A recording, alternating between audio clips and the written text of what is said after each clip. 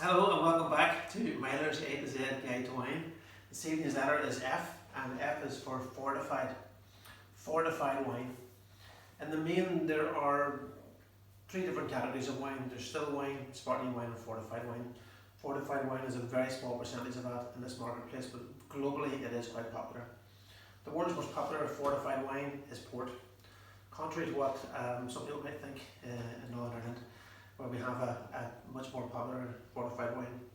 And no, Mr. McLendon, I'm not going to talk about that wine tonight. Port and sherry are the two main fortified wines. You've also got Madeira and Marsala. Fortified wine, it's interesting the way it's made.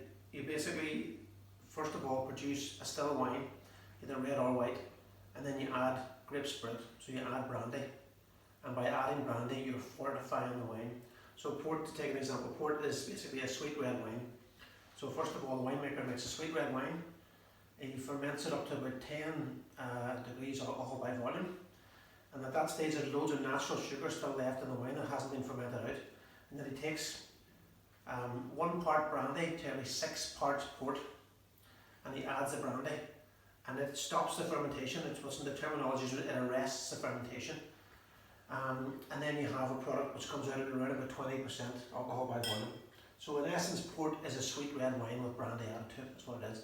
So with it having that higher ABV, it is quite potent, so it does need to be consumed in moderation. My favourite word at the minute, Stevie Higginson. So don't necessarily use a small glass, use a larger glass, but only pour a small amount in it so you can get the aromas and the flavours of it. Port, as you know, comes from Portugal, from Porto. Like a lot of the world's greatest drinks, legend has it, the story goes that it was made by accident.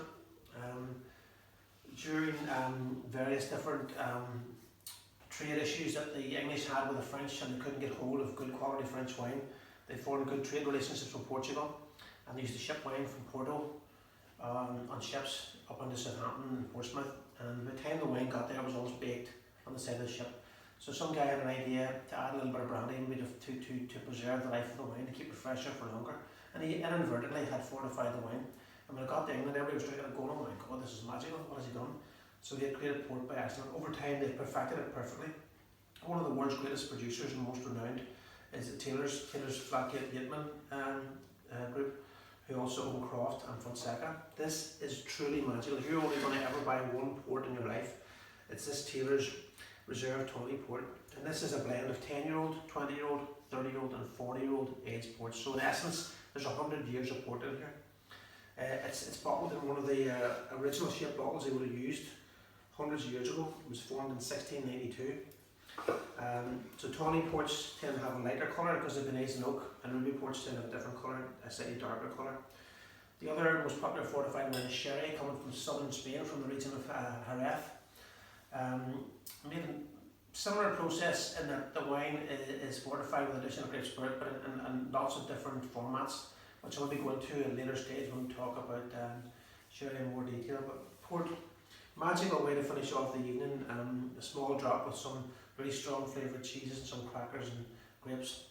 It helps break up the fatty tissues in the cheese and works really well with the acidity in the cheese. So here's to fortified wines, and I'll see you again soon. Thanks for joining me.